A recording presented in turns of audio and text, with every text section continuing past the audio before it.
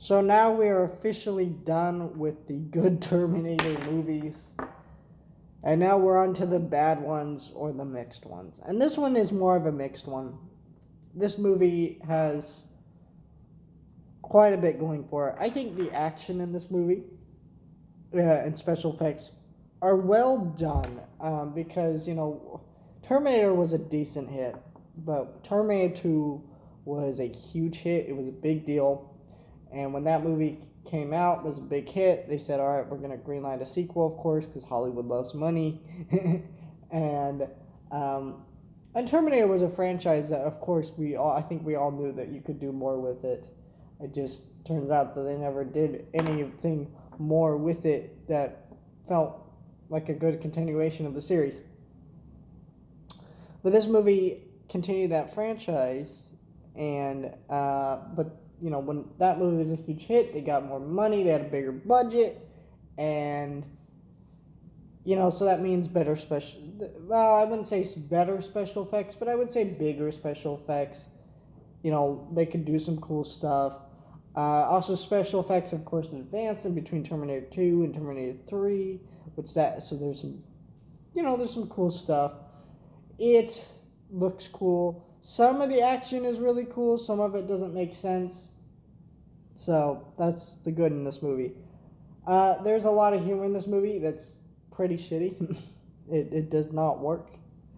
A lot of it is not to say there can't be humor in a Terminator movie. Like the Terminator 2 had quite a bit of really good humor, but it was very subtle. It was not very overt. And a lot of it had to do with character and not really let's stop to tell a joke. Well, this movie is the opposite. And this movie also, the cast doesn't work here. The cast here is very, they kind of fall apart here. They don't work very well together. It just,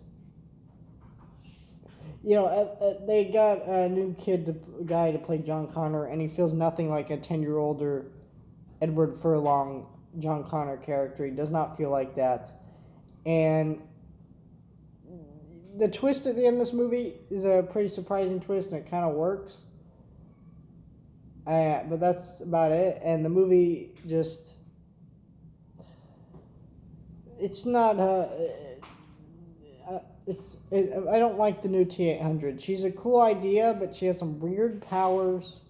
And the fact that she can control cars doesn't really make sense because, they're not futuristic cars. There are normal cars. And so, it requires you to have control of wheels and stuff like that. But she's controlling it remotely.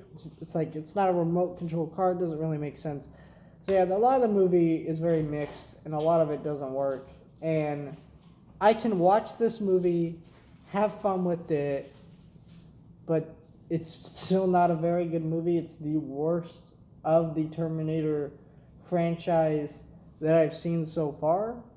But that's not saying much because I've heard the next three are far worse, but we'll see.